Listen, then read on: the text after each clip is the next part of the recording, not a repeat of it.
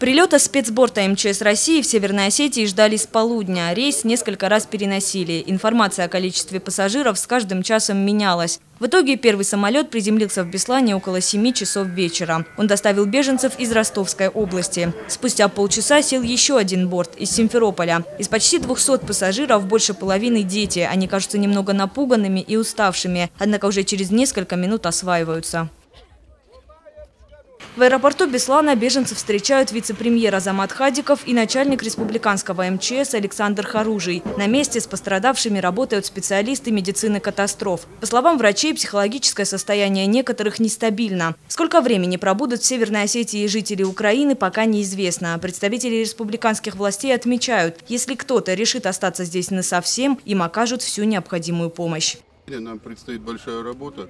Во-первых, по их психологической реабилитации. За каждым из них закреплены по 15 сотрудников Министерства соцобеспечения, которые будут заниматься их социальным и психологическими вопросами, размещением, обеспечением их всем необходимым. И в том числе мы уже начнем разбираться индивидуально по каждому человеку, кто из них что хочет, что желает, где он может приложить силы.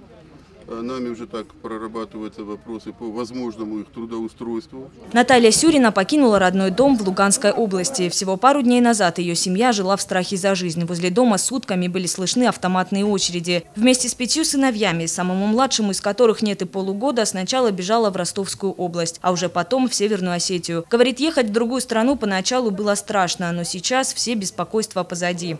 Нам ничего не пообещали, нам сказали, что езжайте, все будет хорошо, не переживайте.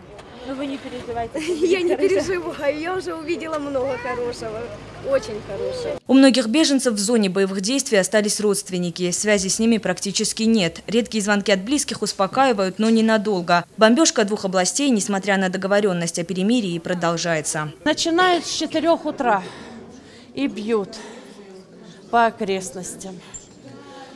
Бьют. И град бьет, и минометный обстрел, и самолеты летают на бреющем полете. Это все есть. 5 месяцев сыны сражались. Но против танков, градов и самолетов с одним АК очень тяжело. Нацгвардия вооружена до зубов. До зубов. А у нас что? Автомат. Как они, я так думаю, задумали, у них есть уже планы с Западной Украины переселять в наши, так сказать, дома.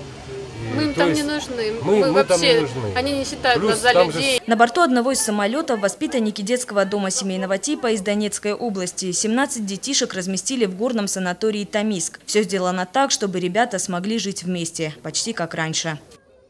Вот в таких комнатах и будут жить в ближайшее время вынужденные переселенцы с юго-востока Украины. Здесь для них готовы все условия. Есть кровати, белье, санузел, горячая и холодная вода, предметы первой необходимости. В этом же здании работает столовая. Беженцев обеспечат 3-разовым питанием. Проживание и питание вынужденных переселенцев оплачивается из резервного фонда главы Северной Осетии. Кроме этого, в санаториях будут проводить для беженцев оздоровительные процедуры. Из Северной Осетии на юго-восток Украины уже отправили гуманитарную помощь – более 20 тонн минеральной воды. Для жителей районов, где нет воды уже больше месяца, это самый ценный груз. В республике же продолжается сбор помощи. Вещи можно приносить в районные центры социальной защиты. Впоследствии весь собранный груз доставят в Донецкую и Луганскую области. Яна Гайгиева, Самас Шипшев, Осетия ТВ.